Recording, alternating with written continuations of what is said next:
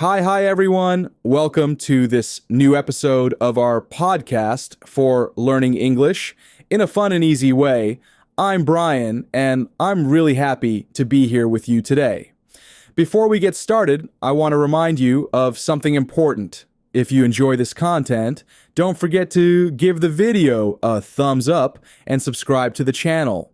That way, you support us a lot and also get notified every time we post a new episode. Hi, everyone. I'm Clara, and I'm really happy to be here with you today. As always, this space is just for you, for those who want to improve their English step by step, calmly and without stress. Here, we talk about everyday topics using simple words and clear phrases, so you can listen, repeat, and learn.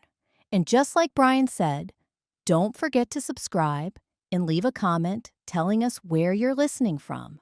We love reading your messages and finding out where our community comes from. All right, Clara. In the previous part, we talked about how daily routines can be very different depending on a person's lifestyle.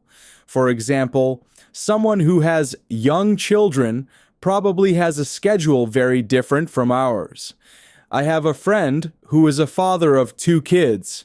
His day starts much earlier than mine.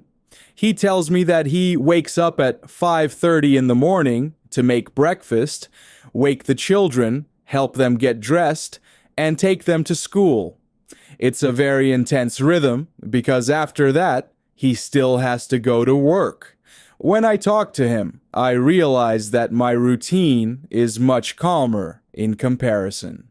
Yes, Brian. I know many people who have children, and their routine really revolves around them. For example, a friend of mine has a 1-year-old baby.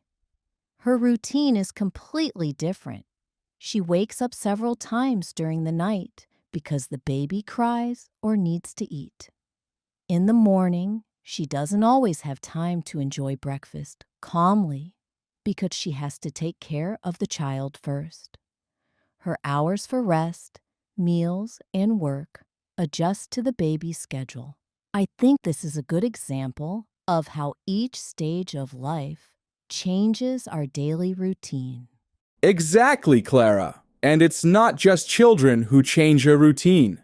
The type of work also makes a big difference. Think, for example, about people who work at night. I have a cousin who is a nurse in a hospital. His routine is completely reversed. He sleeps during the day and works all night. He wakes up around 4 in the afternoon, has breakfast then, and spends the whole night working. When he told me about it, I thought it sounded very difficult. But for him, it's normal now because his body has gotten used to it. This shows that there isn't just one daily routine. Each person has their own, depending on their responsibilities. You are absolutely right. I also knew a girl who worked in a hotel on the night shift. She said the hardest part was having a social life because while her friends were sleeping, she was working. And when her friends had free time, she was sleeping. But little by little, she learned to organize her time differently. In her routine, the most important thing was keeping a fixed sleep schedule, even during the day.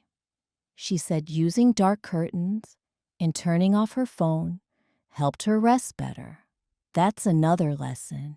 Each person has to adapt their routine to their own needs. Absolutely, Clara. And I think culture and the country also influence daily routines. For example, in some English-speaking countries, it's common to have lunch around noon and dinner earlier in the evening, around 6 or 7. In contrast, in countries like Spain, the routine sometimes includes the famous siesta, that rest after lunch. This can completely change the rhythm of the day.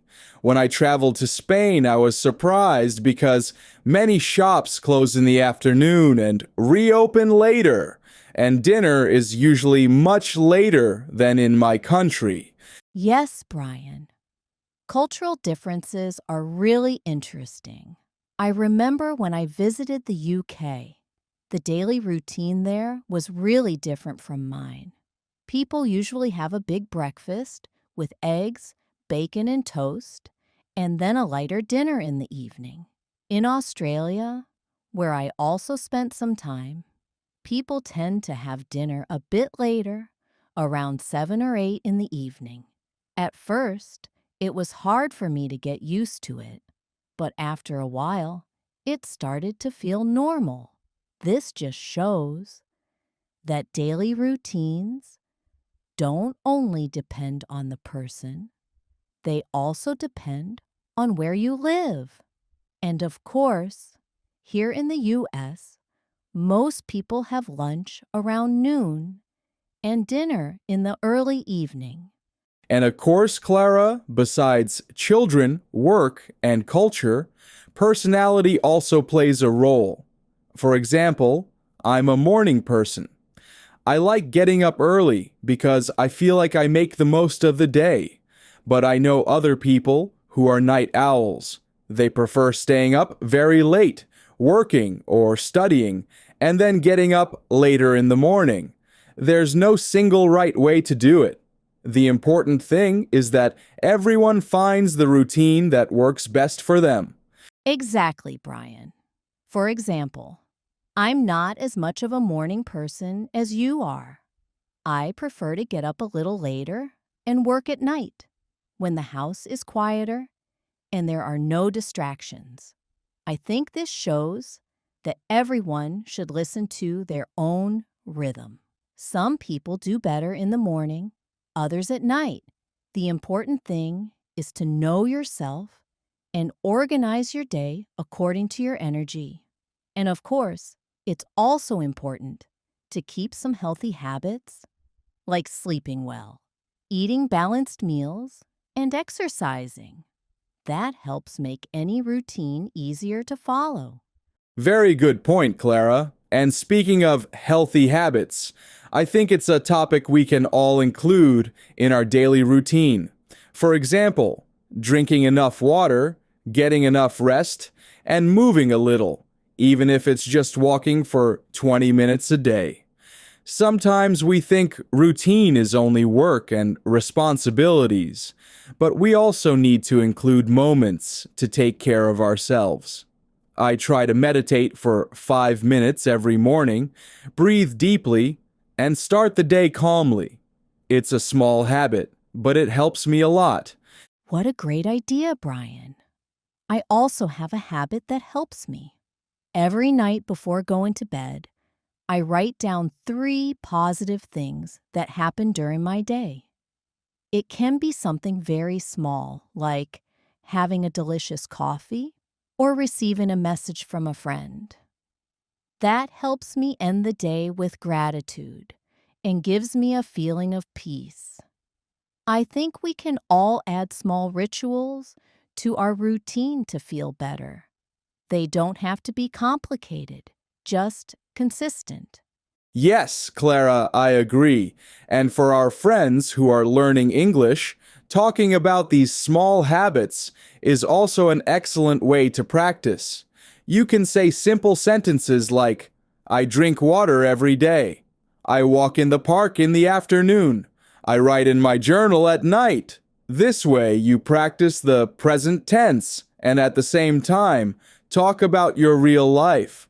That makes learning more natural and useful. And, as we've said, talking about routine in English is a perfect way to practice the language and to get to know yourself better. So, Clara, we've reached the end of this special episode about my daily routine. It has been a very complete conversation, full of useful vocabulary. I'm sure our listeners now have many more ideas to talk about their own routine in English. Yes, please. Tell us in the comments about your routine. And don't forget to like this video and subscribe to the channel because that helps us a lot.